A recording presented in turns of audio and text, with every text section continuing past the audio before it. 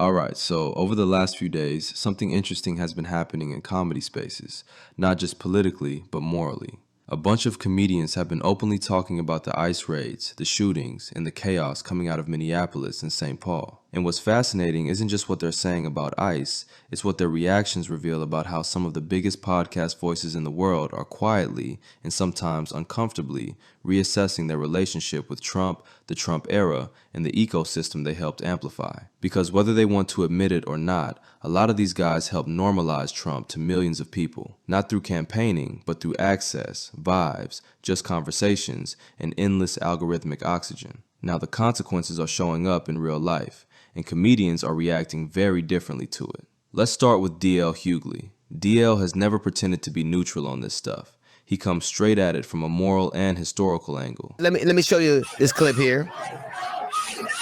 Now, for context, this is a bunch of protesters who apparently in St. Paul found out that one of the pastors of this church was a high-ranking member of ICE, given what's happened in Minneapolis, where a young woman, Miss Good, was shot by an ICE officer under that, even if we've been the most liberal terms, dubious circumstances. So they find out that David Easterwood, I think was his name, was a pastor at this church, and Black Lives Matter protesters showed up there. And this is, of course, you see what happens.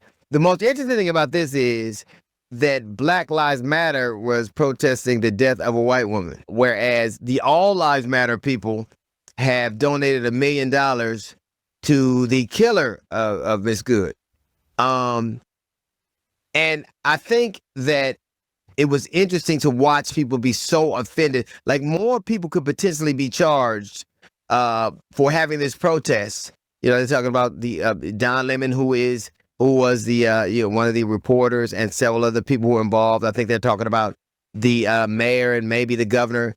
There are more people who could potentially be charged or interviewed by the Department of Justice than the shooter. That contradiction is exactly where DL lives rhetorically. He uses it to expose what he sees as selective morality in America. For him, ICE isn't just immigration enforcement, it's part of a longer lineage of racial control. He compared the tactics of federal agents raiding churches, schools, and workplaces to the Reconstruction South. Same fear-based governance, different uniforms. DL also directly framed this as a Trump project. Not accidental, not bureaucratic drift, intentional cruelty designed to create a chilling effect in immigrant communities. Churches have always had protests. Like, people don't understand their religion. There was a cross-section between religion and people having a political statement.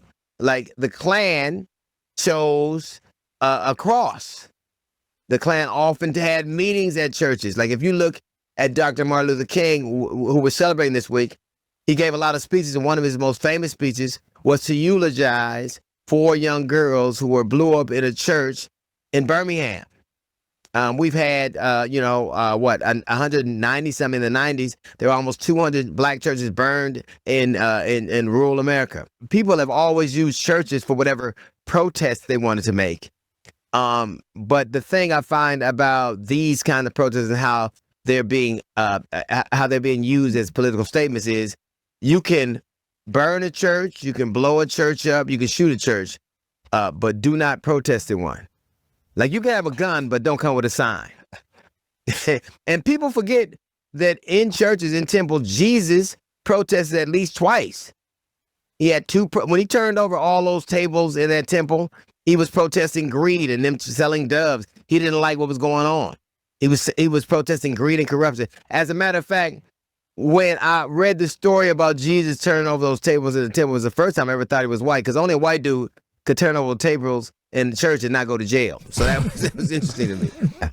He pointed out that Trump has repeatedly used federal force against civilians across multiple states, including Minnesota, and called Trump a transactional leader who views human beings as leverage, not citizens. It's a very clean moral position. ICE represents state violence. Trump represents escalation. The system is working exactly as designed, and that design is ugly. Now contrast that with Joe Rogan's world. On Rogan's podcast, he and right-wing guest Andrew Wilson were discussing the Alex Pretty shooting in Minneapolis, but the tone couldn't be more different from DL's framing. I wanted to bring up this whole thing with this guy, Pretty. Yeah. And I haven't talked about it. We haven't done a podcast since that guy got killed. But that whole thing, there's a lot of people that don't understand what's going on. And why riots only in Minneapolis? And why riots in the place where there's an ungodly amount of fraud that has been discovered? Coincidentally, right around the same time. Exactly. Like instantaneously afterwards, the narrative completely changes. Everybody forgets about the fraud. Now all anybody cares about is ICE and fascists and Nazis. Yeah. And it's there's a, you know what a color revolution is? Of course. And for people that don't, it's a coordinated effort to cause chaos. And this is a very coordinated thing. The idea that this is an organic protest, these riots are organic, is nonsense. It's provably nonsense because now they have access to the signal chats. So they know that these people... Cam Higbee, by the way. Yes. He's been on the front lines of this. The Crucible has been a big supporter of that effort, my channel. I will often snipe his coverage while it's going on, send my audience over to send in super chats in order to keep this guy going. I think that work is critical. Yes. It's critical work, and there's not that many people doing it. He also focused heavily on media manipulation, pointing out how MSNBC allegedly altered Pretty's image to make him appear more sympathetic. You know, CNN during the COVID times turned me green, and they made me ugly and look like I was dying, and they made him handsome. Yeah. So people would be more sympathetic to him getting shot, which is kind of wild. Like, are ugly people less valuable to MSNBC? Less marketable? That is crazy to me. Like, look at the difference. Yeah. Look at the difference. They shortened up his face. They gave him a little bit of a tan. They widened his face a little bit, it seems like. They just made him a little handsomer. Yeah, a little hotter. They gave him a bit of that Chad jaw, didn't they? They shrunk his nose a little too, didn't they? Yeah, they did. They shrunk his nose, Yeah. gave him a little bit of a handsome jaw. So he looks like an Even American... made him, if you look at the shoulders, it even looks like they may have plumped up the shoulders there a bit. A little bit, yeah. The Yeah. one on the right looks like he's a little plumper. Yeah. Yeah. Yeah, they changed the tone of the color. Wild. I mean... They changed his fucking teeth, man. Communist News Look, Network. they gave him veneers. Yeah. Look at the difference in his teeth. He's a much more handsome guy. Like that one on the right is like the handsome brother, and the one on the left is like, fuck. Yeah. Why couldn't I look like Yeah, my the one on the goddamn right. brother? Yeah, the one on the right. They were twins, and he took more of the protein. Right. Right. That was what happened. The thing is like this doesn't surprise me. By the way, this is what's going on, and this is a well orchestrated, well crafted thing. Yeah. And the signal chats prove that, but we knew it anyway. Yes. Just by involving the- government, by the way. There's a pattern here with Rogan. When things get morally messy, he retreats into systems, mechanics, and meta-analysis. Guns, media framing, institutional failure. He rarely stays in the emotional or ethical lane for very long. That said, even in this more detached framing, you can feel a subtle shift. Rogan repeatedly expressed discomfort with masked federal agents operating in cities. He acknowledged how dangerous it becomes when federal authority and local enforcement clash. He didn't defend ICE as righteous actors. He framed the situation as inherently volatile and unstable. It's not a full ideological pivot, but it's no longer blind libertarian, just enforce the law energy either. There's a growing unease in his language that wasn't there a few years ago. And then you've got Andrew Schultz, who went in the opposite direction entirely. Schultz and his co-hosts were furious. They didn't hedge. They didn't analyze ballistics. They didn't talk about algorithms. They said flat out that ICE murdered an American citizen in cold blood. I see the administration trying to spin it, and it's fucking disgusting. Yeah. It's like they didn't even have a moment where they're like, hey, we're reviewing the footage. We're going to try to see what's really happening. All of them, Trump and all the cronies, put out collective statements that immediately blamed an American citizen that was exercising his First and Second Amendment rights, right? He has the right to protest. He has the right to carry a firearm. He's a legal gun owner, right? There's no question about this whatsoever. And the administration immediately comes out and they try to gaslight the public, which you cannot do when we have 15 different videos of what happened. Yes. And That is what they do, though. but that is what they do. Yeah. And I think that governments have probably been doing this for centuries, millennia. And now you have a public that is armed with phones, and we can see what actually fucking happened. And you're not going to just lie to us, plain and simple, like that.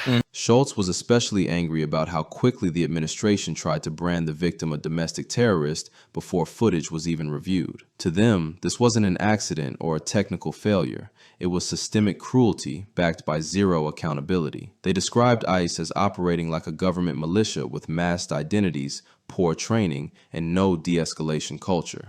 And yeah, it's just, I mean, to me, it's like you can have, first of all, I know we've had Trump on the podcast. I know there's probably people like you guys are the last ones that I want to hear talk about this. I don't think any of us are having this conversation to like curry any like goodwill or, you know, get people to like us or something like that. This is something that is undeniably abhorrent and we should be called out. Simple as that. Like, it's disgusting. I get the frustration. People are like, oh, but you guys were with them, da-da-da. Yeah. It's like, yeah, I get it. 100%. I get it. Again, if you never want to watch another thing again because we have Trump on, that is totally fine. Respect it. I completely get it. You're 100% allowed to be frustrated. We made that decision knowing it was open to criticism.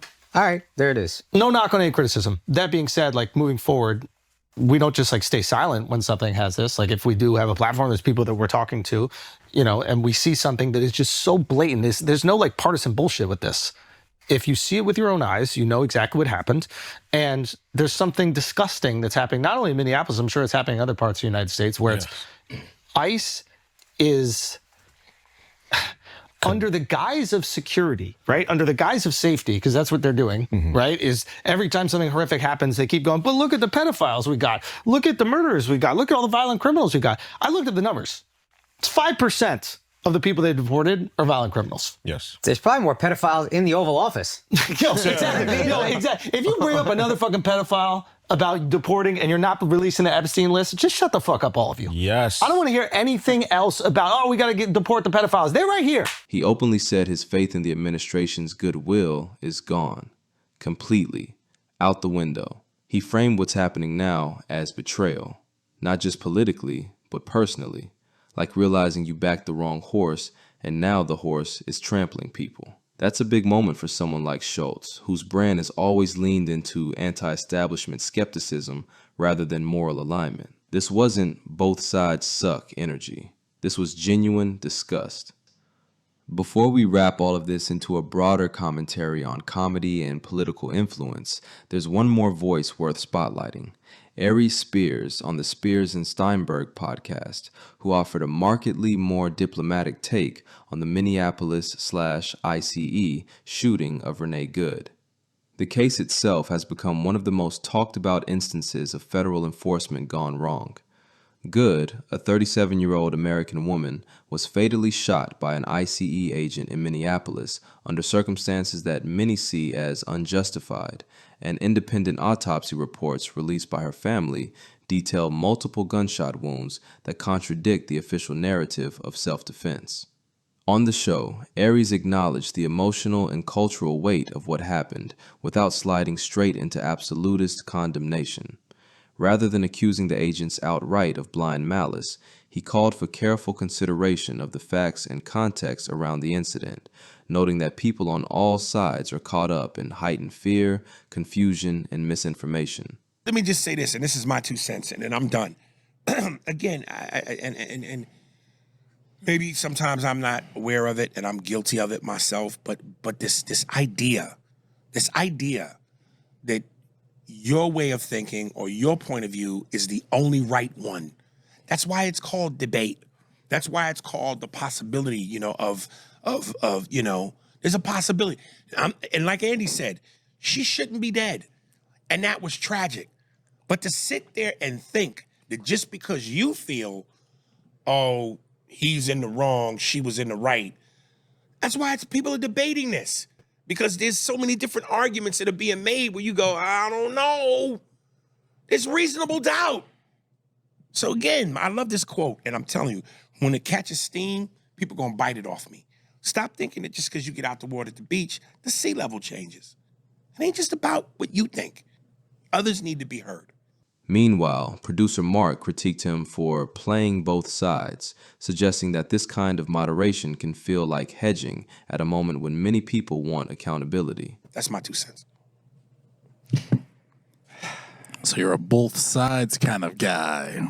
Goddamn right. I'm not just gonna fillet a in the missionary. She got to get on that stomach. Stop being Those a are your pussy. options. Take a So it's my house, my rules. Doggy style are on your side. Those are your only choices. What's your side? Since you said you got to take a side, what's your side?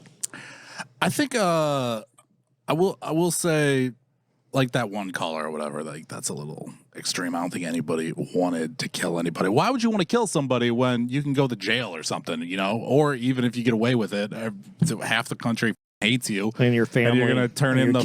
But you know what? That eventually subsides. No, No, I'm it telling does. you. Well, what's the one that killed Trayvon Martin? That dude's like homeless now. Okay, but most cases, it don't turn out that way. And let's be honest, he ain't 100% purebred Anglo-Saxon. There's just been a history where Anglo-Saxons have gotten away with it. So why would you think, some of them think otherwise? We are in a different time.